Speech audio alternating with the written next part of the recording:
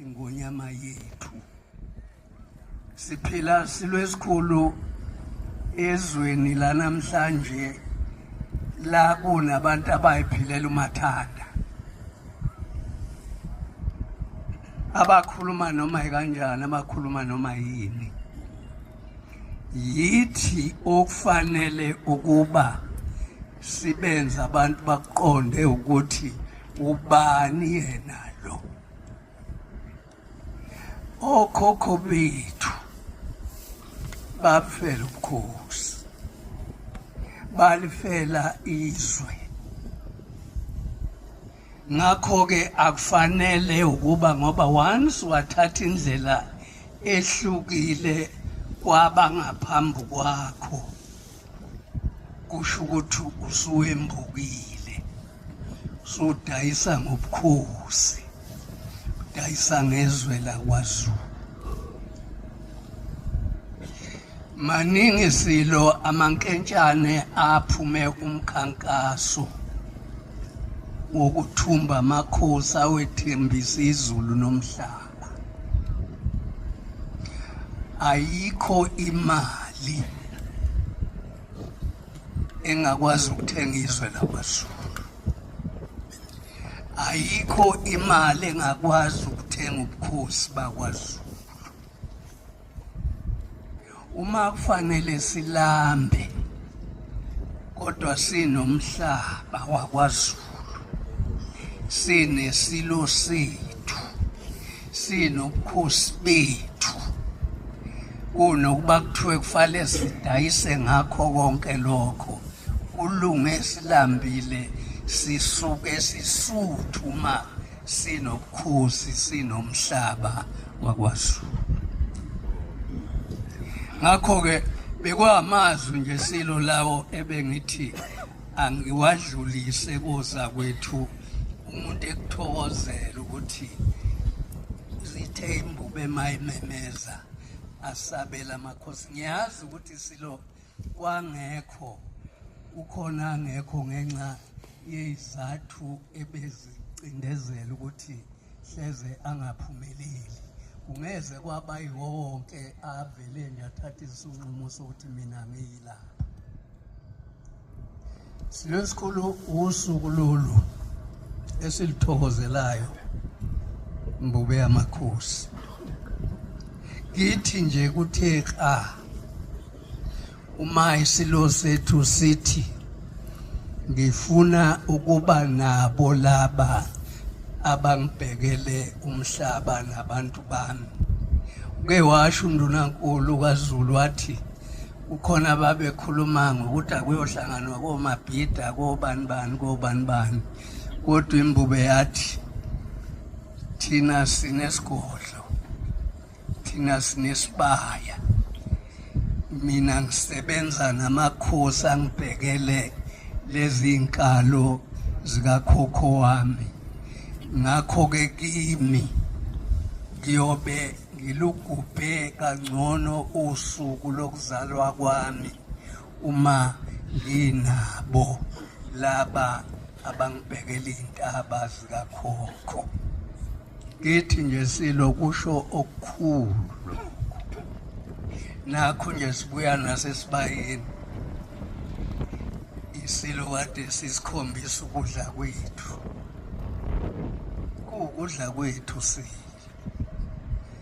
okufanele ukuba sifike makudinga sikudle, kudliwe yithi. Ngakho-ke ihlanga lomhlabathi sithi bayede ngokuba wazi ukuthi sikhona, ngoba ukusikhohlwa kungabe kusho ukuthi imbubi ikhohlwe yona uqobo.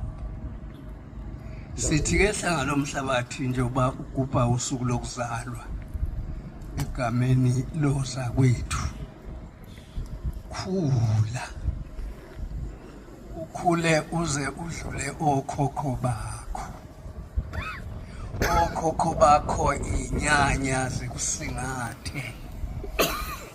Siyazi ukuthi akekho umuntu, ngisho nathi nje siyamakhosi lapha phansi, sinabo abangasifisela okuhle, kodwa sengathi konke lokho kungaba uNkulunkulu okulwelayo nokuphendulelayo nokwaziyo silo ukuba akulekelele athayisele ubuhlakani buhlale njalo buthayiseleka bukhula bokhola lesizwe esikhulu kangaka. uNkulunkulu akuphe amandla ukuba ukwazi ukusihola. Sikufisela insuku eziningi neminyaka eminingi ukhona uhola lesi sizwe sikaZulu. Sithi khula hlanga lomhlabathi. Ngifisa nje silo ukuphetha ngalokhu. Unondunankulu wakho uShenge singeze sakwazi ukuthuma imbube, kodwa ngifisa ukusho lokhu imbubi ikhona ukuthi Shenge imithetho le ebusa thina makhosi ayikhandwanga ngenhloso yokuba ikhulisa ubukhosi bukaZulu, yakhandelwa ukuba izoqeda ngabo. Kunemibanga engaka njena uba safike ngapha kuthiwa kuyabanga, safike ngoba imithetho indlela ekhandwe ngayo ikhandwe ngendlela yokuthi akuhlale kuba nenxushunxushu ukuze gcineni abantu beyothi nabukhosi lo babusizi ngalutho ma kuyikuthi kanti yinto yokufale kuchitheke igazi ngayo. Ngakho-ke hlanga lomhlabathi ikhulekela ukuthi undunankulu wakho akake ahlale phansi nembube babuke nalabo chwepheshe abazi ngendaba yamasiko, amagugu esizwe nendlela ebekuphilwa ngayo.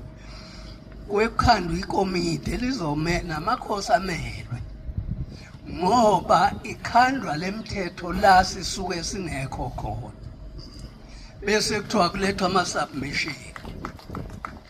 Lawo ma-submission kusuke sekuyi-formality sebeqedile. Ngakho-ke kufuneka senze into yethu ezokwenza lobu bukhosi buphile ngisho emva kwesizukulwane esekhulu uphila. Akufanele ukuthi ngoba nakho umthetho usushayiwe uhulumeni hayi kusho ukuthi-ke singene ejokeni. Kufanele sikusho okuyikhona okungasenzeli lutho, okungasisizi nokuzosincwaba. Silesikhulu ingonyama ebuzile like ngicetshwayo sake sahlangana sakhuleka sacela uJaji uNgwenya esewuhlalo weNgonyama Transport ukuthi akayosikhulekela embubeni sike sibuke lemthetho ephathelene nendaba zobukhosi ukuthi yiyo yini yethu, yiyo yini esifanele ihambeke imbube yethu kungaze licoshakale ithuba elifana nalelo. Namanje sisalidinga ngoba ma uyivula nje lemthetho uvele nje ubone ukuthi akuyikho kwethu lokhu, kodwa ngoba singabantu abahloniphayo sibambelela kukho. Hayi umthetho uthi lapha, umthetho uthi laphaya.